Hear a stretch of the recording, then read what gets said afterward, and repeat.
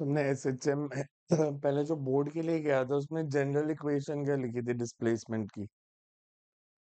General equation of displacement y is equals to, अगर body simple harmonic motion कर रही है तो डिस्प्लेसमेंट की इक्वेशन क्या थी?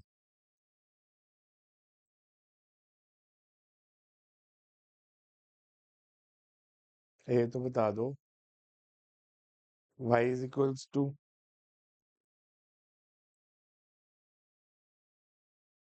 Sign omega T.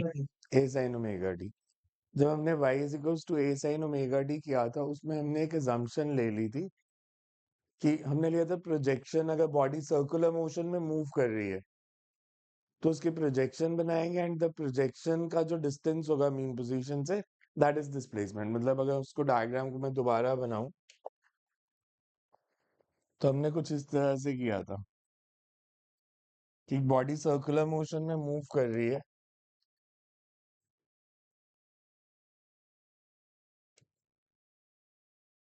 It starts it's motion from this point, कि हमने लिया कि इनिशियली वो P1 पे है,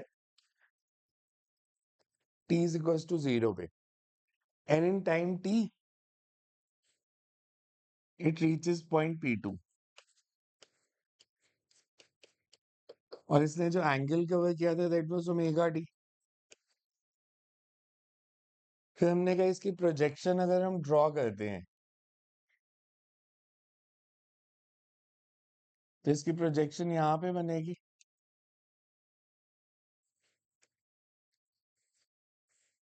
और ये जो डिस्टेंस था y, ये एंगल ओमेगा टी था, ये भी ओमेगा टी है, और हमने जनरल लिख दिया था that y is equals to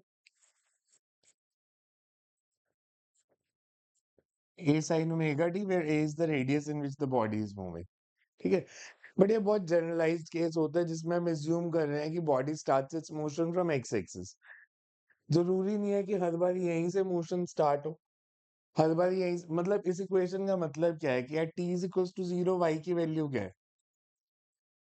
इसमें अगर मैं t को 0 पुट कर दूं तो at t is equals to zero. 0, y is equals to 0, because sin 0 0 होता है।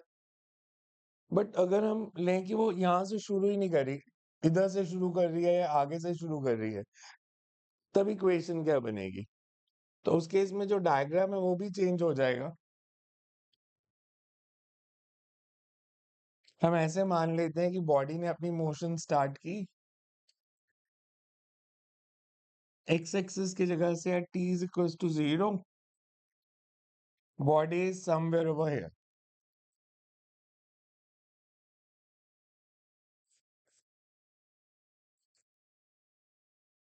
इस केस में t is equals to 0 पे y 0 नहीं आएगा, बिकॉज जो प्रोजेक्शन बनेगी वो इस पॉइंट पे बन जाएगी।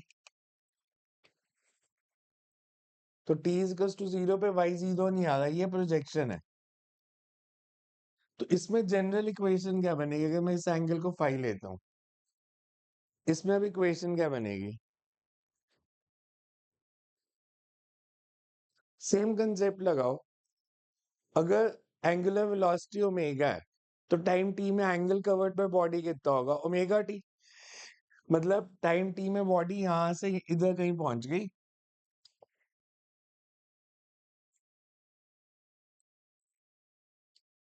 P2 पे, और टाइम t में बॉडी ने एंगल कितना कवर किया? This is omega T. तो ये एंगल कितना बना? ओमेगा टी माइनस पाई, और ये भी ओमेगा टी माइनस पाई, और ये y। अब इस केस में y की इक्वेशन क्या बनेगी? नाउ इसे y is equals to a sin omega t minus pi, and phi को हम कह देते हैं phi is called initial phase, की मतलब वो इनिशियली कहां पे थी?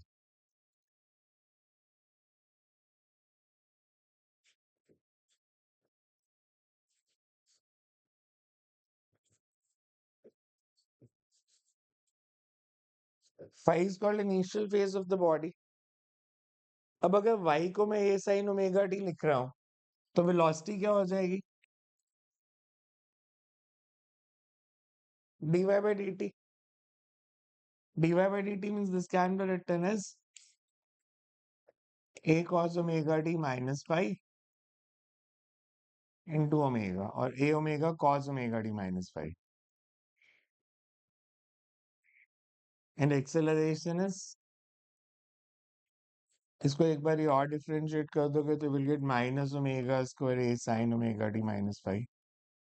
बेसिकली चेंज कुछ नहीं हुआ है, अभी भी इक्वेशन एक्सेलरेशन की यही बन रही है, माइनस ओमेगा स्क्वायर बाई. वैसे भी थी, बट सिर्फ इनिशियली बॉडी ओरिजिन से स्टार्ट नहीं करी, इनिशियली वो कहीं से भी शुरू कर सकती है. फिर एक चीज आपको याद रखनी है, आपको दो तरह के एसएचएम होंगे. एक केस में body starts from mean position, मतलब पेंडुलम है, वो यहाँ से मोशन शुरू कर रहा है. अगर वो मीन पोजीशन से शुरू करता है तो आपको इक्वेशन जो यूज करनी है that is y equals to a sin omega d. But अगर पेंडुलम की मोशन यहाँ से शुरू होती है एक्सट्रीम पोजीशन से, तो इसमें इक्वेशन क्या लिखोगे? इसमें y इक्वल टू 0 पे डिस्प्लेसमेंट मिनिमम है या मैक्सिमम है? मैक्सिमम. मैक्सिमम है. तो जब इनिशियली वो मैक्सिमम डिस्प्लेसमेंट पे होगा, तो rather than using y equals to a sin omega t, आप इक्वेशन यूज करोगे a cos omega d. Because अगर मैं a cos omega t use करता हूँ तो t इक्वल्स टू 0 पे y कितना आ जाएगा?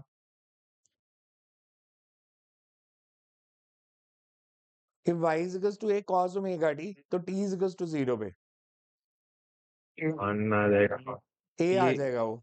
So y is equals to a. तो आपको ये याद रखना है कि if body starts its motion from mean position,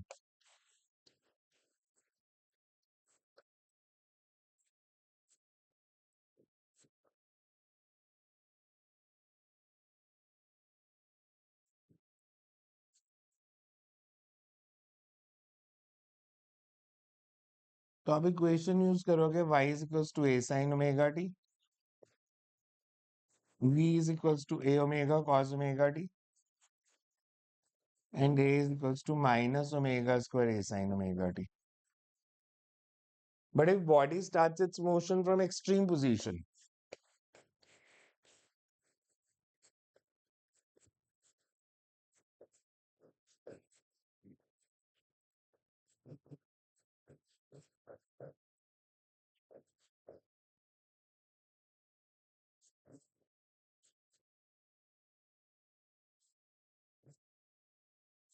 तो we use y is equals to a cos omega t. cos omega t की डिफरेंशिएशन क्या होती है? Minus sine cos omega t is minus omega sin minus omega t. Sine omega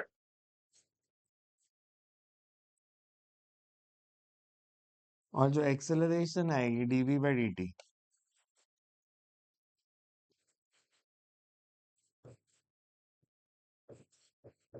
acceleration you see it always comes out to be minus omega square y.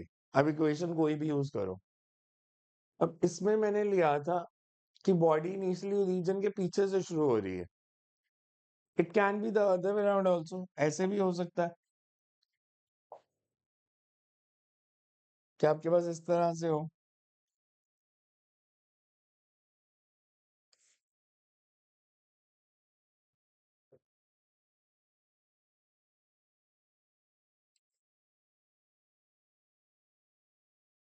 Body t is equals to 0 पे इधर है,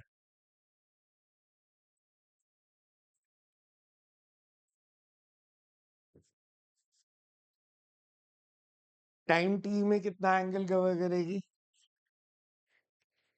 omega d. तो यहां पहुंच गई. ये angle कितना होगा? This angle. ये पूरा omega t omega t plus five plus five है, ओमेगा टी प्लस फाइव तो ये भी ओमेगा टी प्लस फाइव हो जाएगा. तो इसमें जो इक्वेशन बनेगी that would be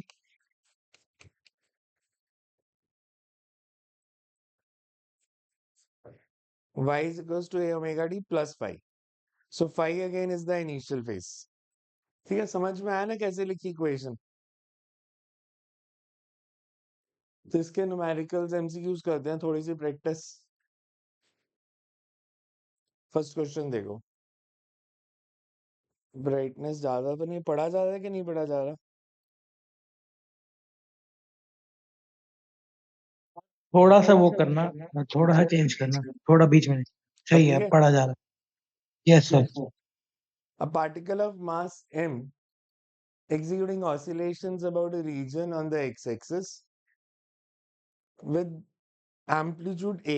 Its potential energy is given by alpha x raised to power 4, the x coordinate of mass, where potential energy is 1/3 of kinetic energy. हमें question में देखो given क्या है।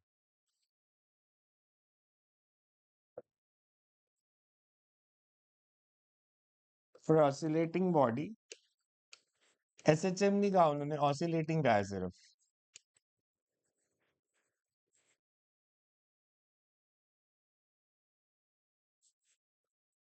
पोटेंशियल एनर्जी का formula दिया कि अगर reason से डिस्टेंस x है तो potential energy is alpha x raise to power 4। Oscillations में हम अज्यूम क्या करके चलते हैं? We assume that there are no damping forces, no resistive force. हम क्यों अज्यूम करते हैं कि कोई रेजिस्टिव फोर्स नहीं एक्ट कर रही? so Energy that we loss. so that we can assume energy to be constant. Energy. Basically SHM में क्या हो रहा है? मान लो अगर मैंने यहाँ से छोड़ा, इस पॉइंट से छोड़ा, तो इनिशियली इसके पास कोई काइनेटिक एनर्जी है जस्ट अभी रिलीज किया है, नो सर। इसके पास सिर्फ पोटेंशियल है कि जैसे जैसे नीचे आएगी पोटेंशियल एनर्जी कम होती जाएगी और काइनेटिक बढ़ती जाएगी, फिर ऊपर जाएगी तो काइनेटिक कम होगी और पोटेंशियल बढ़ेगी। तो basically it's a case of conservation of energy. हम कह सकते हैं जो मैक्सिमम काइनेटिक एनर्जी है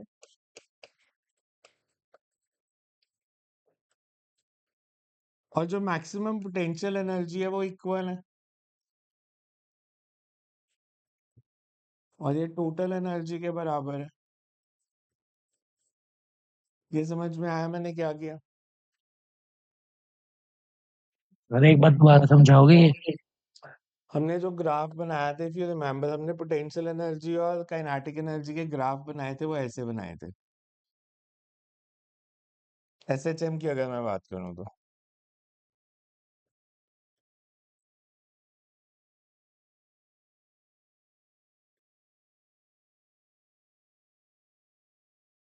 और काइनेटिक एनर्जी का ग्राफ ऐसे बनाया था।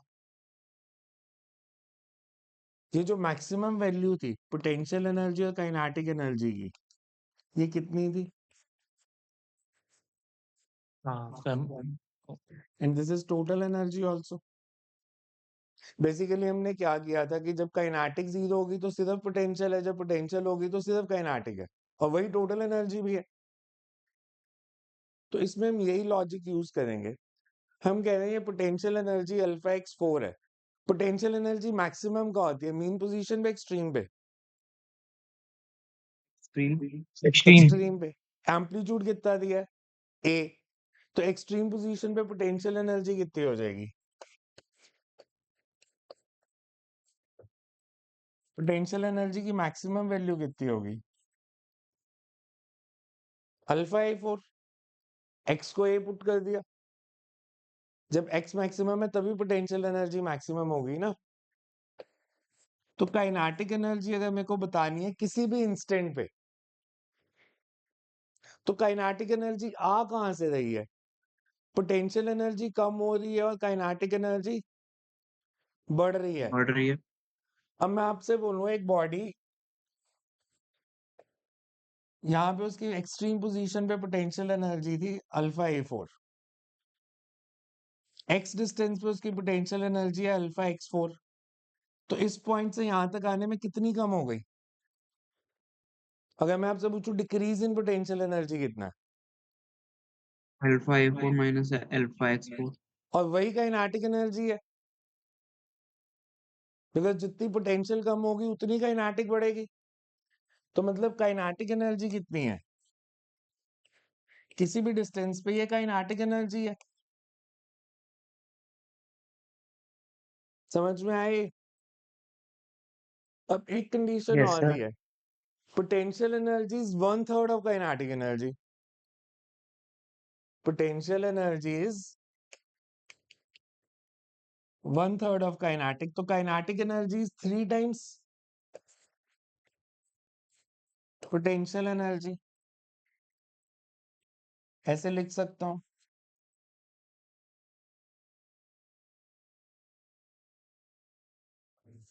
काइनेटिक एनर्जी को लिख सकता हूँ ना, kinetic energy is 3 times the potential energy. इसको सॉल्व कर दो, you get 4 alpha x 4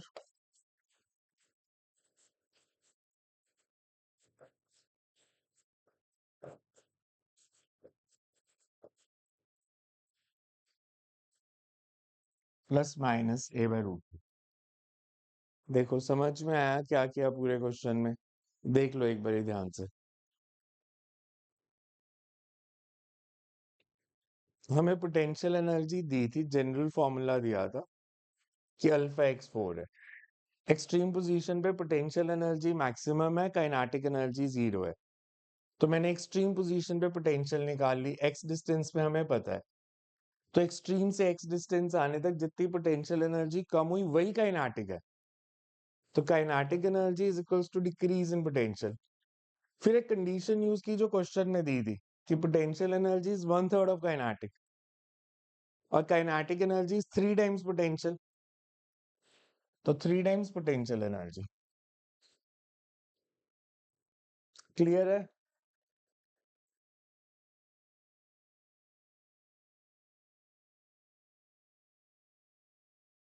next देखो,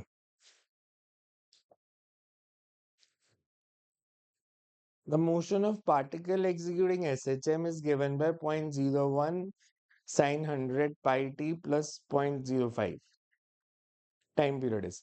ये ऐसे क्वेश्चन सबसे आसान होते हैं। इसमें आपको 2-3 चीजें ही पूछ सकते हैं। हमें ना y की वैल्यू, x की वैल्यू दी है,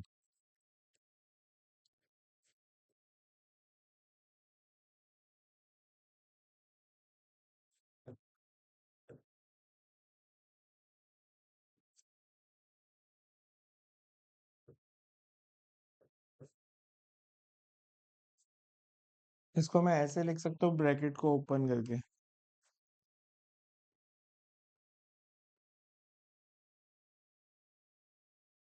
हंड्रेड पाई को मैं ब्रैकेट के अंदर लेगा। क्लियर है? ये जनरल इक्वेशन अगर मैं SHM की लिखूं,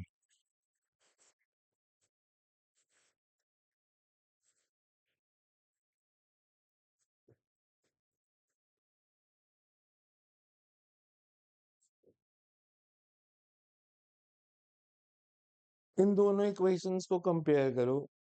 एम्पलीट्यूड कितना है इस इक्वेशन से अगर दोनों को कंपेयर करें? यहाँ पे देखो, यहाँ पे इट्स 8 और इधर 0.01, तो we can say amplitude of oscillation is 0.01। इधर ओमेगा है, ओमेगा इंटू टी, यहाँ पे इट्स 100 पाई इंटू टी, तो ओमेगा किसके इक्वल हो गया?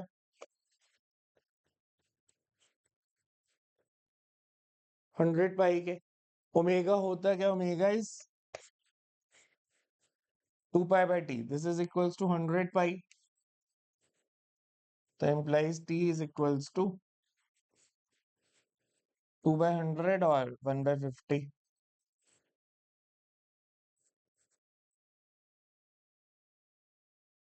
क्लियर? इसमें अगर मैं आपसे पूछूं इनिशियल फेज कितना है, पाई की जगह क्या है? 100 इंटू 0.05 क्या हो जाएगा? 5 तो 5 कितना हो गया? बिकॉज ये 5 पाई बन रहा है ना सॉल्व करके, ये पूरी वैल्यू। इधर 5 था, इधर 100 पाई इंटू 0.05 है। अब आपसे छोटी छोटी चीजें वो क्या पूछ सकते थे? They can say maximum velocity बताओ कितनी होगी इस SHM में। तो मैक्सिमम वेलोसिटी का फॉर्मूला क्या था? ये तो ये क्वेश्चन तो हो गया, यही पूछा था इस क्वेश्चन में टाइम पीरियड। अगर मैं आपसे पूछूं वी मैक्स, तो a मैक्सिमम ओमेगा वेलोसिटी होती है ए ओमेगा, ए भी पता है ओमेगा भी पता है। आपसे वो पूछे मैक्सिमम एक्सेलरेशन कितनी है, तो इसका मैग्नीट्यूड होता है ओमेगा स्क्वायर है, ओमेगा भी पता है, ये भी पता है। दे कैन से किसी एक पर्टिकुलर टाइम पे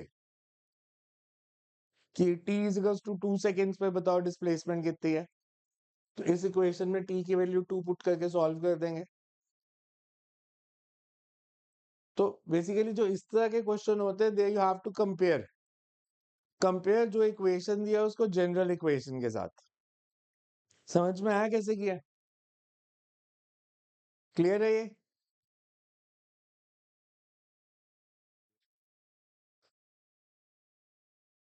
Next, they are the displacement of a particle. Two particles executing SHM are represented by y1 is 2 sin 10t plus theta, y2 is 3 cos 10t. Phase difference between these velocity of these particles. इनकी velocities में phase difference बताना है। ये जो trigonometric term के आगे होती है ना, इसको phase बोलते हैं। तो अगर velocities में phase difference निकालना है,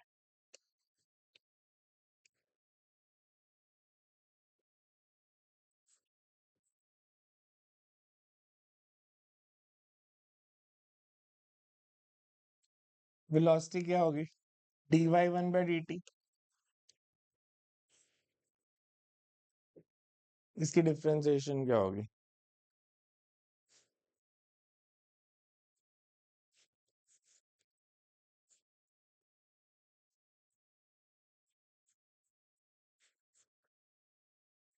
साइन की डिफरेंशिएशन cos, 10t की डिफरेंशिएशन 10, तो 2 की जगह आ जाएगा 20 cos 10t plus theta. y2 हमें दिया 3 cos 10t,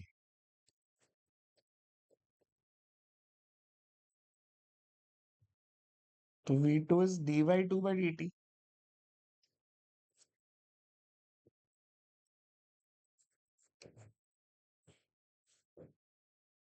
cos 10t की डिफरेंशिएशन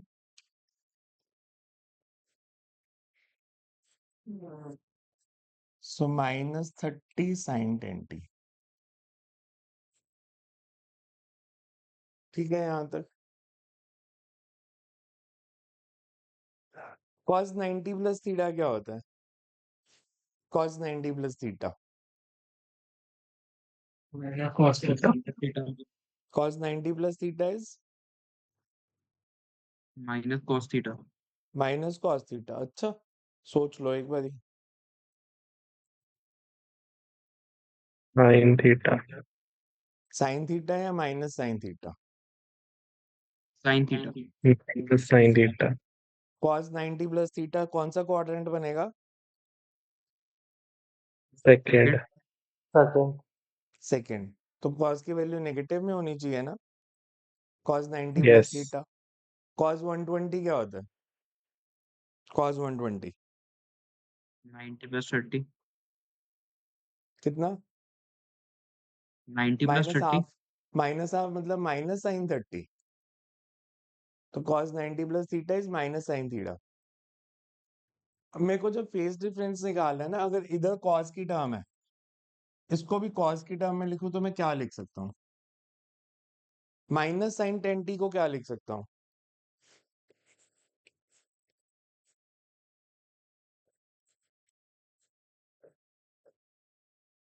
चलेगा ये? Because cos 90 yes plus theta is minus sine theta. अब इधर फेज कौन सा है? आप इधर अगर फेज देखोगे, ये एंगल कितना है? 10t plus theta. इसे 5 is this is phase of first velocity, इसको हम बोलते हैं phase of first velocity. Second के लिए फेज क्या बन रहा है? दोनों दोनों साइन या दोनों कॉस में लिखने हैं, कभी ऐसे कंपेयर ना करना कि एक साइन है कॉस। इधर फेज क्या बन रहा है?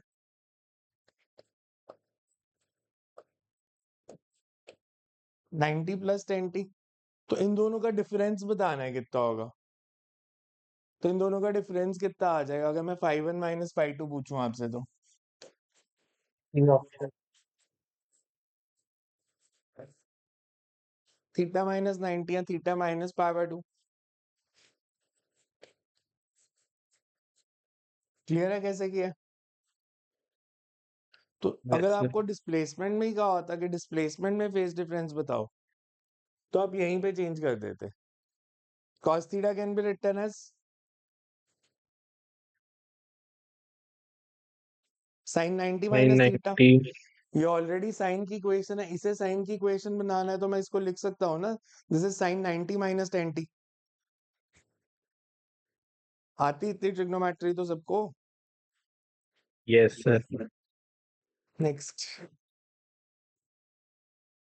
ये आसान है, पढ़ लो एंड आंसर बता दूं। क्लास में से एक बार डिस्कस भी हो गया था ये। A bob-up simple pendulum is a spherical hollow ball filled with water. A plug hole near the bottom of oscillating bob suddenly gets unplugged. During observation, water comes out. First हमारे increases, पास then decreases.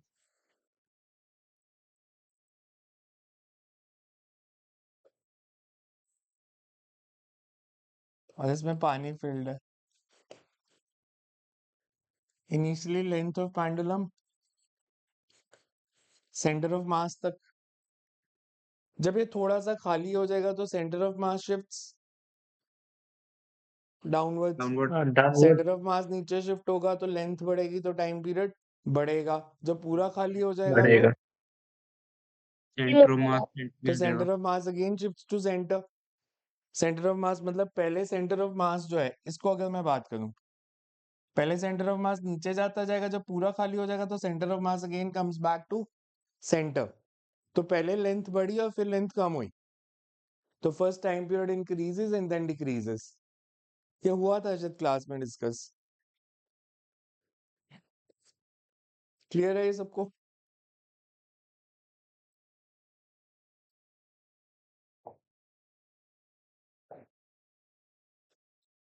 Springs में resistance वाले formula follow होते हैं या opposite? Series Opposite. Parallel में? Opposite. Opposite. जो पहला diagram है उसमें सीरीज में लगे हैं पैरेलल में? Parallel में पैरेलल में। Parallel. तो पैरेलल कॉम्बिनेशन में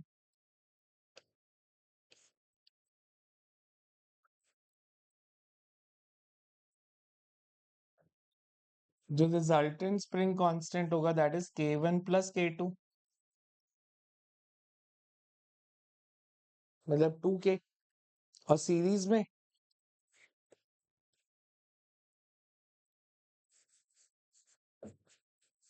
हमें k1 k2 सेम ही दिए हैं,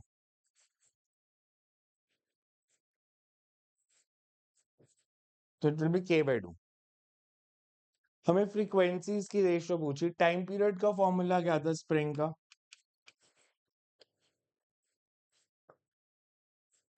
तो frequency will be reciprocal of time period.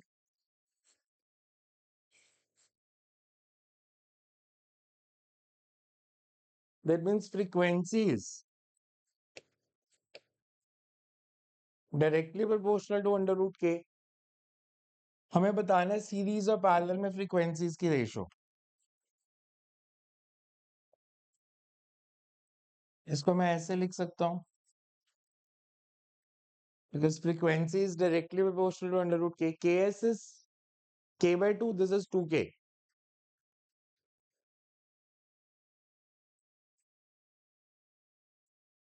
तो रेशियो क्या आ गई?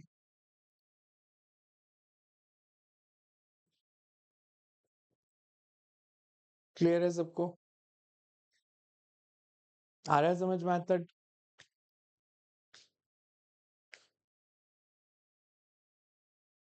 करें नेक्स्ट।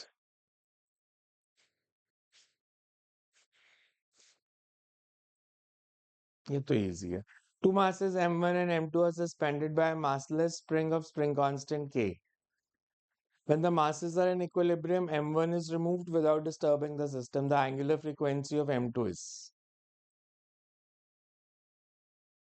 स्प्रिंग में टाइम पीरियड का फॉर्मूला था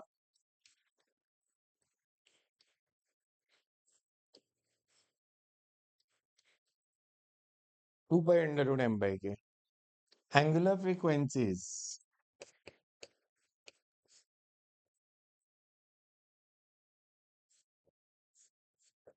And this is k by m. हमें ऐसे गिवन है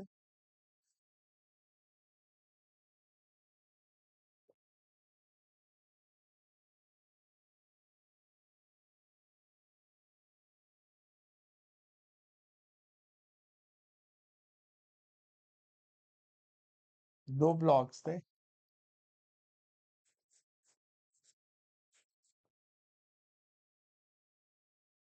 they are connected by spring.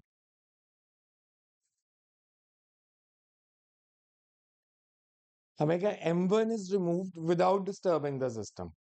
इसमें दो क्वेश्चन पूछते हैं वो. एक तो ये एंगुलर फ्रीक्वेंसी. अगर मैंने m1 को रिमूव कर दिया तो सिर्फ m2 ऑसिलेट कर रहा है. सिर्फ m2 ऑसिलेट करेगा तो एंगुलर फ्रीक्वेंसी क्या हो जाएगी? k by m2 इस फॉर्मूला से. Angular frequency is k by m2. आपसे अगर वो पूछे इसका एम्पलीट्यूड ऑफ ऑसिलेशन कितना होगा? एम्पलीट्यूड ऑफ ऑसिलेशन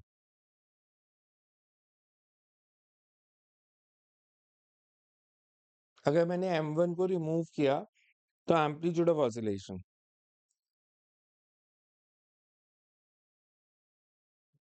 अब मेरे को ये बताओ अगर दोनों मासेस सस्पेंडेड है डाउनवर्ड डायरेक्शन में टोटल फोर्स कितनी लग रही है?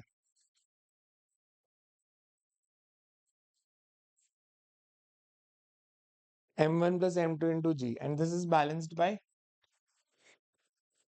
restoring force kx1. तो स्प्रिंग कितना स्ट्रेच्ड है?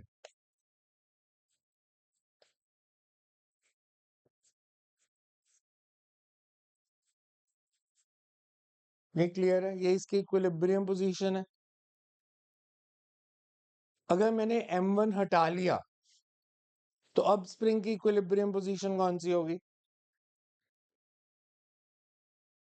M2G by K. m2g by k. So if m1 is removed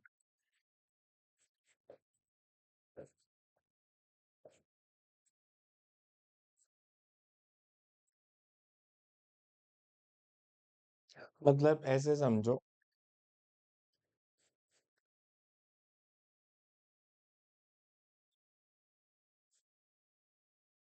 पहले ये x1 स्ट्रेच्ड था फिर ये x2 स्ट्रेच्ड है. तो मैंने जब m1 को हटाया पहले वो इस पॉइंट के अबाउट ऑसिलेट कर रहा था. अब इसकी मीन पोजीशन कौन सी हो गई? अब ये न्यू मीन पोजीशन ये बनेगी. तो एम्पलीट्यूड ऑफ ऑसिलेशन तो यही हुआ ना x1 माइनस x2. तो x1 माइनस x2 कितना हो जाएगा?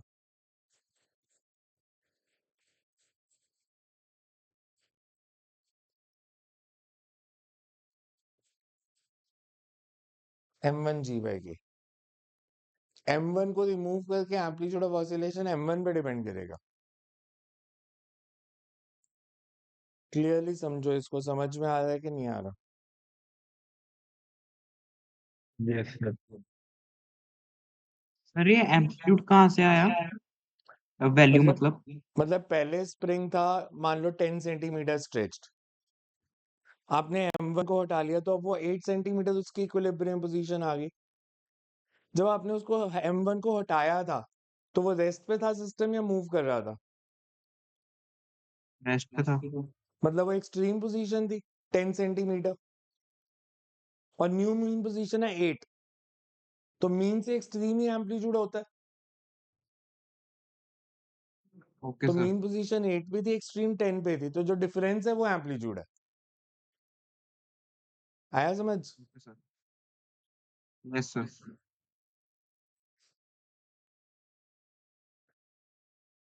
A particle of mass m is hanging vertically by an ideal spring of force constant k. If mass is made to oscillate vertically, total energy is easy. बताओ answer. Total energy same total energy same at all points because kinetic बढ़ेगी, potential कम होगी और vice versa. So SHM में total energy is always constant. So same at all positions.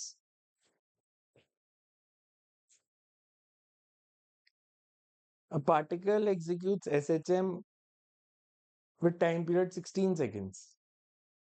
At t is equals to 2 seconds, it crosses mean position. While at t is equals to 4, its velocity is 4 meter per second. Amplitude of motion is. हमें दिया time period 16 है और y की value 0 है, t is equals to 0 पे, sorry 2 पे. तो t is equals to 4 पे वेलोसिटी है 4 मीटर पर सेकेंड, तो एम्पलीट्यूड कितना? कैसे करें इसमें? अगेन बहुत सारी चीजें, बहुत सारे क्वेश्चन बन सकते हैं. जैसे वो आपसे पूछ सकते हैं इनिशियल फेज कितना? Initial phase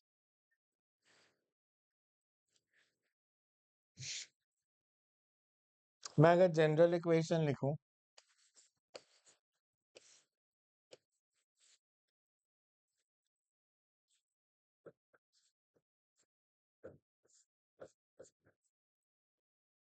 y is equals to a sin omega d plus phi. हमें क्या दिया है? t is equals to 2 second पे y 0 है.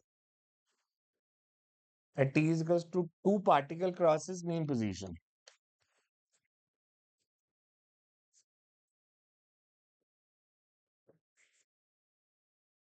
अगर मैं इसे सब्स्टिट्यूट कर दूं, y की value 0, omega is 2 pi by t, t is 16, small t is 2, तो phi कितना आ गया? ये वैल्यू 0 कब, जब ये फेज 0 होगा. ये 0 कब होगा?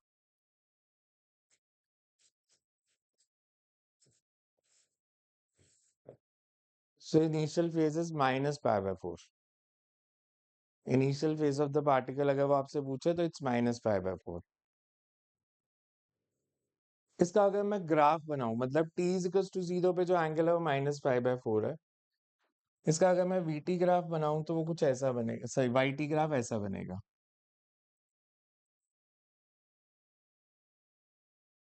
t is equals to 0 पे y की वैल्यू बता सकते हो मेरे को? अगर phi की वैल्यू minus pi by 4 है तो t is equals to 0 पे y कितना होगा?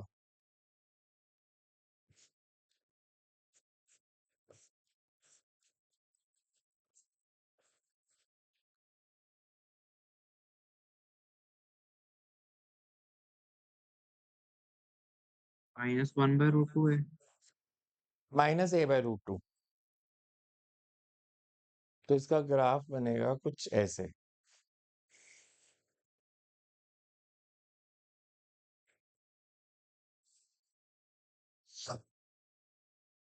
t is equals to 0 पे minus a by root 2 value है. t is equals to 2 पे y 0 है. So t is equals to 2 पे.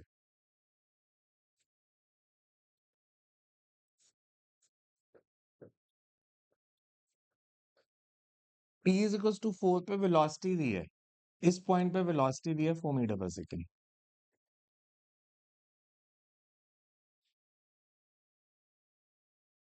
ये बताना है कितना है? ये वैल्यू कितनी है एम्पलीट्यूड की? पहले बताओ क्वेश्चन समझ में आया?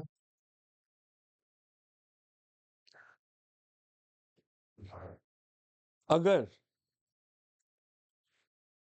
मैं यहां से इक्वेशन लिखने की जगह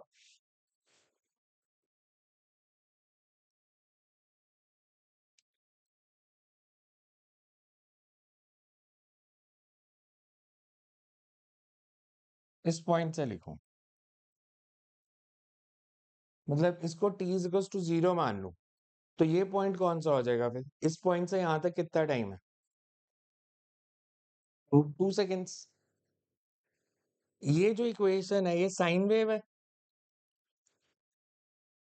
तो इसकी इक्वेशन मैं लिख सकता हूं फिर, अगर मैं इसको रीजन मान लेता हूं तो मैं इसकी इक्वेशन लिख सकता हूँ y is equals to a sin omega D.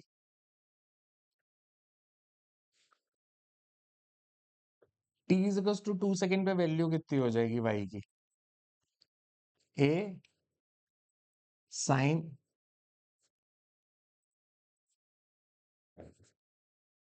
कितनी आई है वैल्यू? a/√2 a/√2।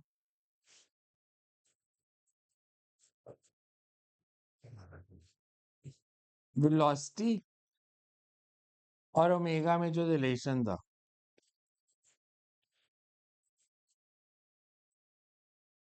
वो ये था। मैं इसको ऐसे लिख सकता हूँ v is equals to y की अगर वैल्यू पुट कर दूं मैं तो a² माइनस a²/2 मतलब v is equals to omega a/√2। तो a कितना आ गया? a comes out to be a कितना आ गया?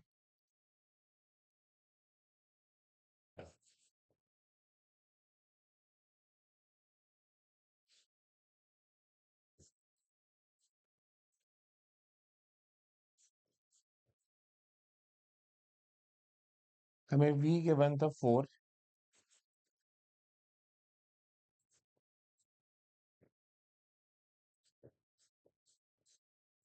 सो this is amplitude of oscillation.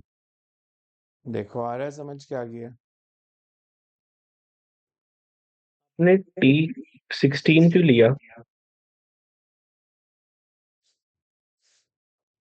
Question में गिवन है। समझ में आया सारा? Yes sir.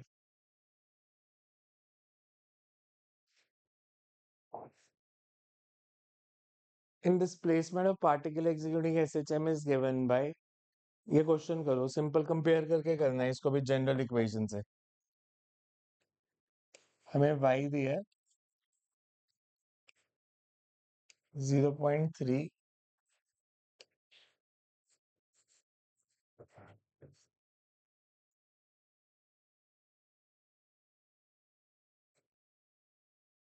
और जनरल इक्वेशन होती है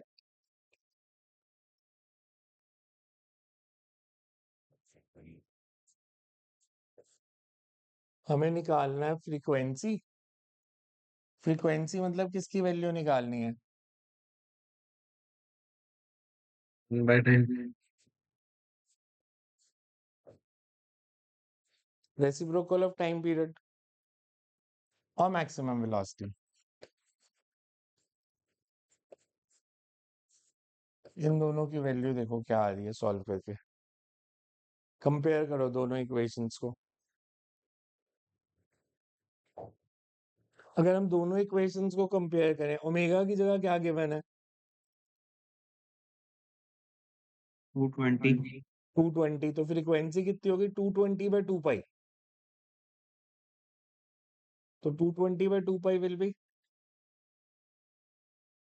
रफली 35 आ 35 जाएगी। और ए ओमेगा ए कितना है? 0.3 0.3। 0.3। तो 0.3 into 220 66।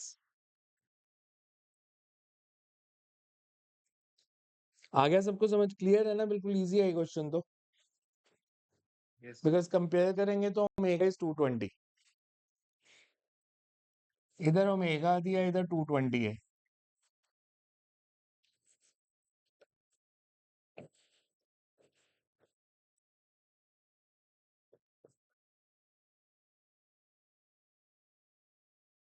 and omega is 0.3 into 220.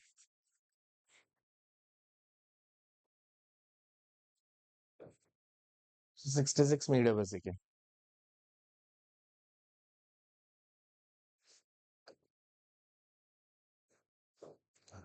A body is moving in a room with a velocity of 20 meter per second perpendicular to the two walls separated by 5 meters. There is no friction and the collision with walls are elastic. The motion of bodies. हमें दिया 2 walls हैं separated by 5 metre.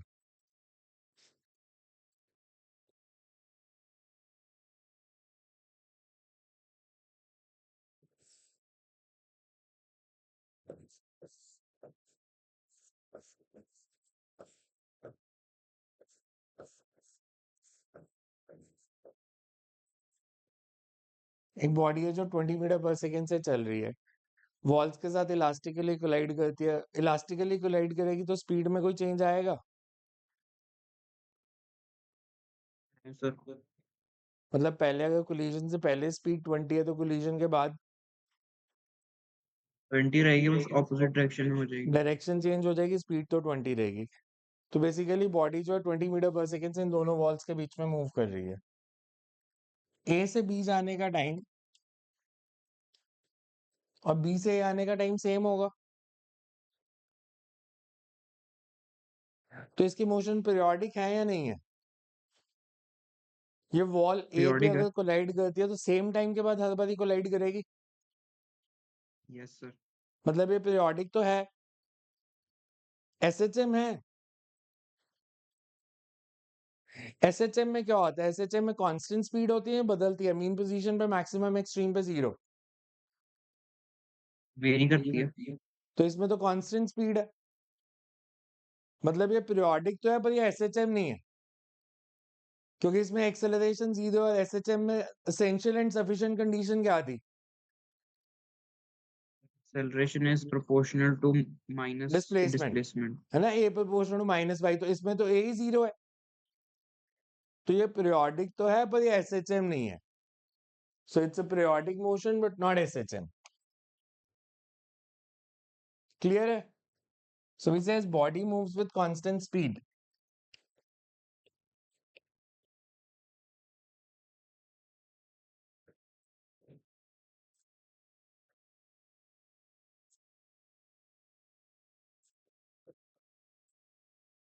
Between walls.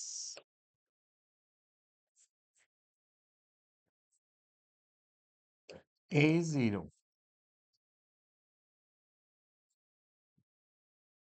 Motion is periodic, but not SHM. Clear सबको कि periodic है पर SHM नहीं है?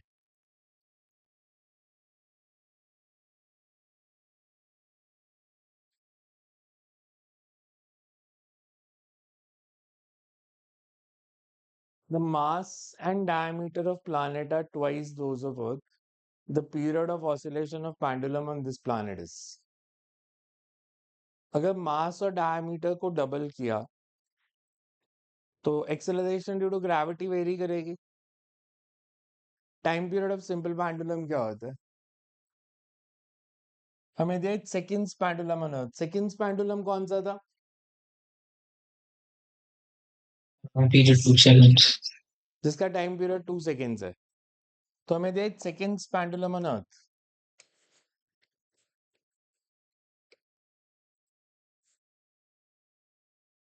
This is for Earth. For other planet,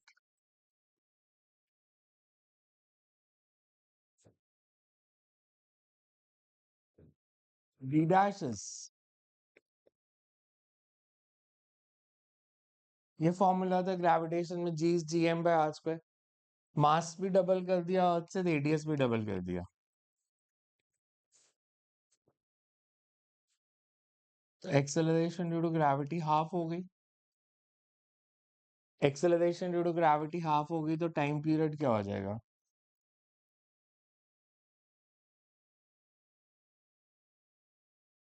G की जगह G/2 और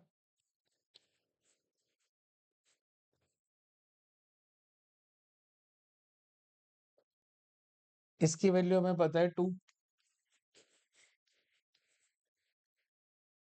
तो G की वैल्यू कम होगी तो टाइम पीरियड बढ़ जाएगा। 2 सेकंड की जगह इट विल बी 2√2। क्लियर है? Yes. A uniform rod of length L and mass m is pivoted at the center. If two ends are attached to springs of equal constant K, springs are fixed to rigid supports. The rod is gently pushed through an angle theta and released. Frequency of oscillation is.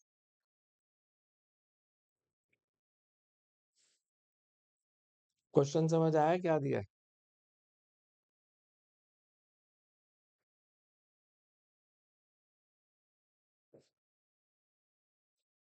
हमें दिया, हमने इस rod को थोड़ा सा tilt किया ऐसे,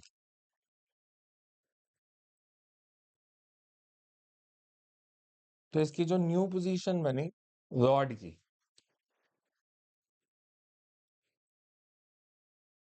rod ऐसे हो गई।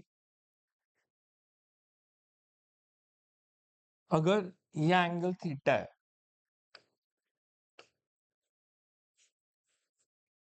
ये भी थीटा होगा। पूरी रॉड की लेंथ एल है, ऐसे समझो इसको।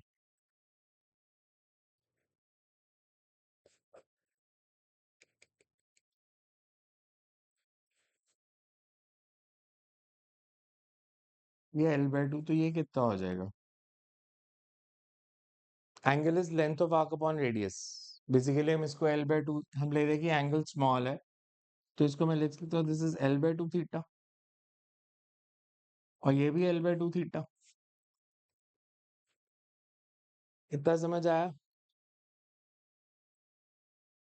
मतलब ऊपर वाले स्प्रिंग की लेंथ L/2 थीटा कम हो गई, और नीचे वाले स्प्रिंग की भी L/2 थीटा कम हो गई, तो ये दोनों स्प्रिंग कंप्रेस हो गया अगर रॉड टर्न की तो। दोनों में पोटेंशियल एनर्जी स्टोर्ड है। पोटेंशियल एनर्जी स्टोर्ड का फॉर्मूला स्प्रिंग में Half K. हाफ के एक्स Half स्क्वायर, K. और रॉड रोटेट कर रही है, रॉड की energy Half mv square. Half I omega square. Rotate कर रही है रॉड, ट्रांसलेट थोड़ी कर रही है, सेंटर तो फिक्स्ड है उसका। तो बेसिकली हमारे को क्या गिवन है कि अगर मैं टोटल एनर्जी की बात करूं,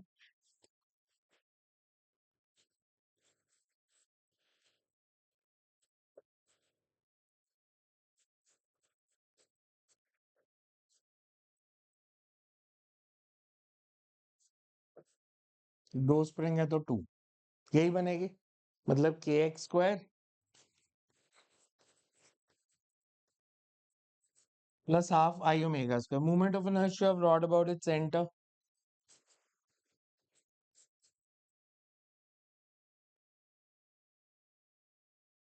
अब ये एक्स लीनियर वेरिएबल है, एंगुलर वेरिएबल है,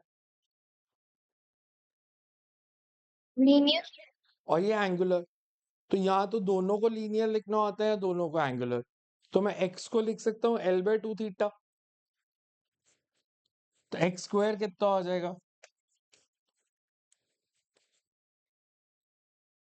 L²/4 into theta square plus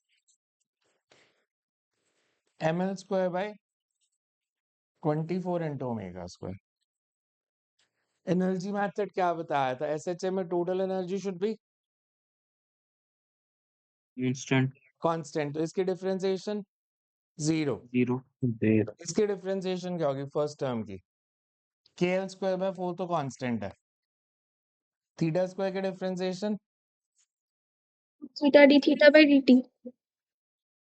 2 theta into D theta by dt। Similarly omega square की 2 omega 2 omega ml into, square. by dt. And this should be 0। ये omega और D theta by dt cancel, ये 2 को भी cancel कर देते हैं।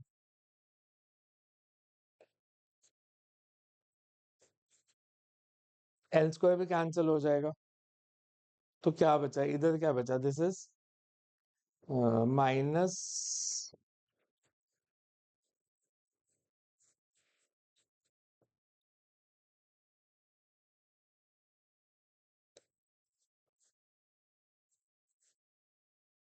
D omega by dt is alpha. हमारा इससे प्रूफ हो गया that alpha is proportional to theta. Alpha किसके इक्वल आ गया?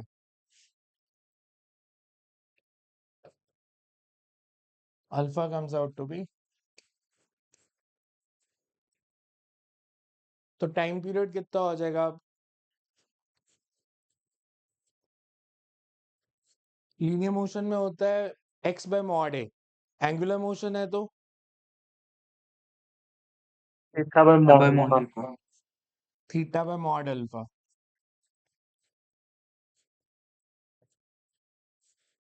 ये टाइम पीरियड आ गया। फ्रीक्वेंसी पूछिए तो फ्रीक्वेंसी क्या होती है? इसका रेसिप्रोकल, इसका रेसिप्रोकल क्या हो जाएगा? ये 1 by option 2 pi under root 6 के G. एम। आया समझ कैसे किया? Yes sir.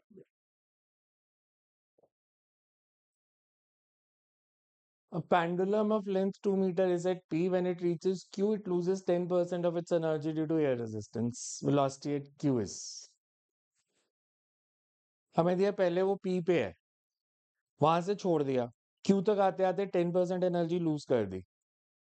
अगर मैं आपसे पूछूं P पे उसके पास कौन सी एनर्जी है? Potential energy. पोटेंशियल और कितनी है? हाइट कितनी है उसकी?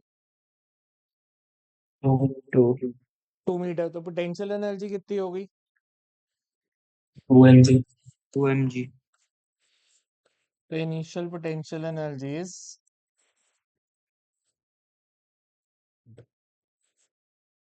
2 mg। जी को अगर मैं 10 ले लूं तो you can say it's 20 m। यही हुई। टी से क्यों आते आते 10% लूज कर दी, 20 m में से 10% लूज कर दी, तो कितनी बची? 18 m yes yes. At Q. वैसे एनर्जी इज 90% ऑफ 20 m। और जब इधर से नीचे आया तो potential energy gets converted to kinetic. Correct. तो काइनेटिक एनर्जी कितनी है? 18 m। तो m cancel, v square is 36,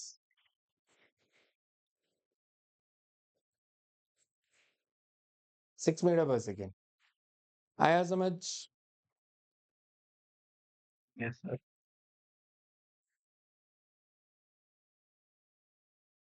To show that a simple pendulum executes SHM, it is necessary to assume that. Assumption क्या ली थी SHM के लिए? Length of pendulum is Amplitude. small, amplitude is small, because हमने Amplitude is small. assumption क्या ली थी? कहाँ पे Theta जाके is small. साइन थीटा को थीटा ले लिया था। वो तभी ले सकते हो if amplitude of oscillation is small। ठीक है, ये क्वेश्चन करके देखना, फिर करते हैं अगली बार इसके और क्वेश्चंस। समझ में आया आज वाले जो किए हैं? बिकॉज ये करके यस असाइनमेंट के सर। थोड़े बहुत क्वेश्चन अब होने शुरू हो जाएंगे अगर आप असाइनमेंट शुरू करोगे तो।